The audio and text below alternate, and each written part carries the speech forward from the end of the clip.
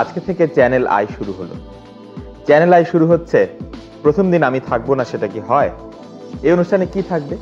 এই অনুষ্ঠানে থাকবে কতগুলো গান। তার আগে বরং চায়ের কাপটি রেখে দেই পাশে।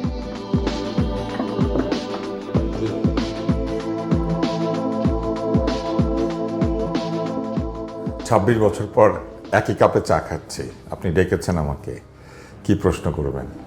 তো সেই সময় একটা স্বপ্ন নিয়ে চ্যানেলে যাত্রা শুরু করেছিল বাংলাদেশের প্রথম ডিজিটাল টেলিভিশন চ্যানেল হিসেবে। তো ২৬ বছর পর চ্যানেলে কতটুকু দর্শকদের প্রত্যাশা পূরণ করতে পেরেছে?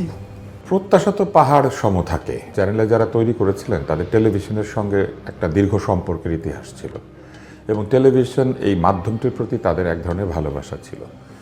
বড় যে ব্যাপারটা ছিল চ্যানেলে, সেটি হচ্ছে তারা আমাদেরকে স্বাধীনতা দিয়েছিল নতুন চিন্তা করার, নতুনভাবে অনুষ্ঠান পরিকল্পনা করার।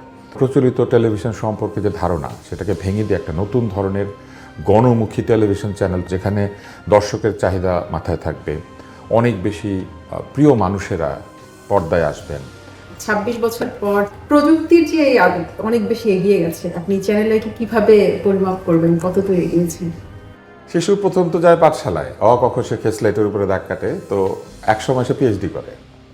তো চ্যানেলে আসলে ওইরকম হয়েছে, স্লেট দিয়ে শুরু করেছে, পিএইচডির জায়গায় পৌঁছেছে। চ্যানেলের যে ছোট্ট ভবন তখন ভাড়া করা, সেইখানে আমরা ড্রেসিং রুম, বাথরুম সেগুলিকে চেঞ্জ করে ফেলেছিলাম, আমরা পরিবর্তন করে সেখানে এডিটিং প্যানেল বসেছিলাম।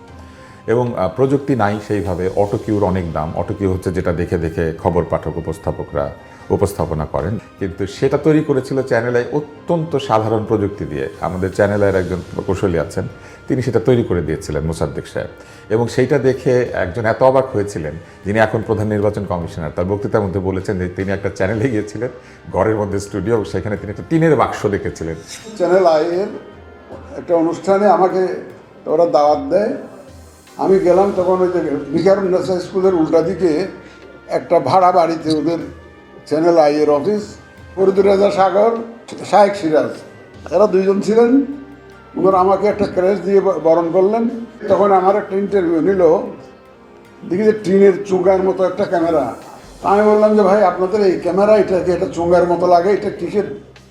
বলে যে আমরা টিন দিয়ে বানিয়েছি, এটা টিন দিয়ে এটা বানিয়েছি। ওই রুগীর হুইল চেয়ার আছে না, হুইল চেয়ারের চাকা দিয়ে ও টিন দিয়ে বানিয়ে তারপরে। তা আমি বললাম যে ভাই, আমি তো ভিটিভির ক্যামেরা কিনি, প্রায় 18 লক্ষ টাকা দাম চায় ওরা, বাজেট বিদেশ থেকে আমদানি করতে হয়। আপনি টিন দিয়ে এরকম ক্যামেরা নিয়ে দেখি যে এটার ঘোরানোর ব্যবস্থা করছে, এইভাবে রেকর্ডিং করতেছে। আমি দেখি টিনের, জাস্ট টিনের একটা চোঙ্গা দিয়ে কীভাবে জানি তারা একটা ইন্ডিজিনাস মেথডে ক্যামেরা বানিয়ে চ্যানেল আইয়ের যাত্রা শুরু। আমি চোখে দেখেছি যে টিনের বাক্সটা ক্যামেরার সামনে লাগানো, ওইটা ছিল সে অটোকিউ। এবং আমার কাছে মনে হচ্ছে যে এই ইনোভেটিভ অ্যাপ্রোচটাই চ্যানেল আইকে আজকে এখানে এনেছে। আমরা লাইভ করব, এখন লাইভের জন্য প্রচুর খরচ হয়। চ্যানেল আই যেটা করেছিল সেটা হচ্ছে কেবল অপারেটররা যে কেবল কানেকশন নিয়ে আসেন, সেই তার দিয়ে চ্যানেলের অফিস পর্যন্ত লাইভ করার ব্যবস্থা করেছিল, এবং ঢাকার বিভিন্ন জায়গা থেকে। এখন তো ফাইবার অপটিক আছে ঢাকা শহরে, কিন্তু তখন এই চিন্তাটাই কেউ করতে পারে না যে কেবল অপারেটরের কেবল কানেকশনের ভিতর দিয়ে লাইভ করা।